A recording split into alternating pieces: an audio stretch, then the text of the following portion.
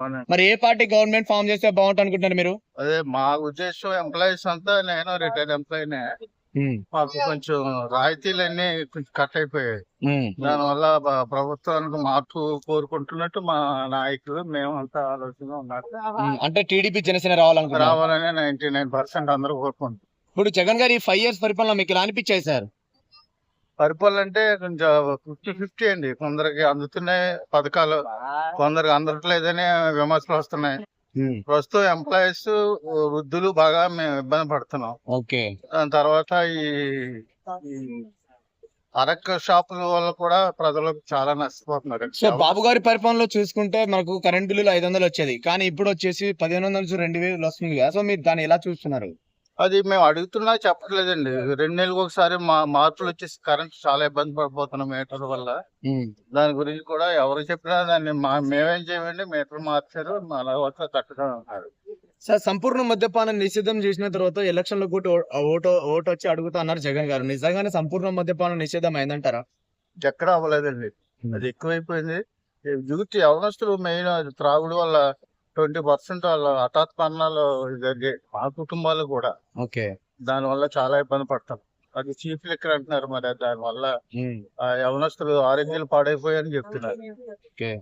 Sir, ఇప్పుడు చంద్రబాబు నాయుడు గారు government form చేస్తే మెగా డిఎస్సీ పై మొదటి సంతకం చేస్తా అంటున్నారు.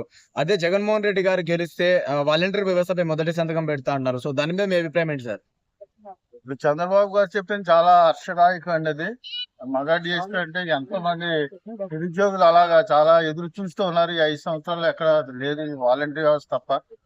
అయితే జగన్ గారు ఏమో ఈయన కూడా చెప్తున్నారు కదండి వాలంటీర్స్ మీద నేనేమి అంటే వాలంటీర్ వ్యవస్థను జగన్ గారు వాలంటీర్ వ్యవస్థను 5,000 ఇచ్చి బానిసలాగా వాడుకున్నారు, నేను వాళ్ళకి 10,000 ఇచ్చి వాడుకుంటా అంటే ఆదుకుంటా అని చెప్తున్నారు కదా. సో దాని మీద మీ అభిప్రాయం ఏంటి? నిజమేనండి. 5,000 వల్ల వాళ్ళకి ఉపయోగం లేదు. చాలా మా ఇంట్లో కూడా పిల్లలు చేస్తున్నారు కానీ దాని వల్ల 5,000 వల్ల వాళ్ళకి తెలుగుకి సరిపోతుందండి. 10,000 ఇస్తే కనీసం కుటుంబానికి 5,000 బండి ఖర్చులు వాటికి తిరిగినా గానీ కుటుంబానికి ఉపయోగపడుతుందని ఆశిస్తున్నాం. మరి అది ప్రభుత్వ విధానాలు మరి మనం చెప్పలేం కదండి, వాళ్ళ ఇష్టం. ఓకే. ఒక రాష్ట్రంలో ఆర్బీఐ కార్యాలయం లేకపోవడమే మీ అభిప్రాయం ఏంటి sir? Reserve bank of India అది రాజధాని కరెక్ట్ గా రాజధాని వల్ల కొన్ని పొరపాట్ల వల్ల రాలేదని అనుకుంటున్నాం అండి. రిజర్వ్ బ్యాంక్ గురించి అంతగా ఓకే. ఓకే. అప్పుడు హైదరాబాద్ లో ఉన్నదే కదండి. అప్పుడు మాకు 2 రాష్ట్రాలకి అది తెలుసు, ఉపయోగంగా ఉండేది. దాని మీద అభిప్రాయం ఉండేది. ఒక మాటలో సీఎం ఎవరు అవుతారు?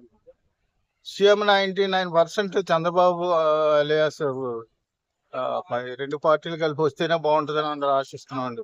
పిఠాపురంలో పవన్ కళ్యాణ్ గారు గెలుస్తారు. పిఠాపురం 100% పవన్ కళ్యాణ్ అండి. Thanks sir. అక్కడ థ్యాంక్స్ సార్.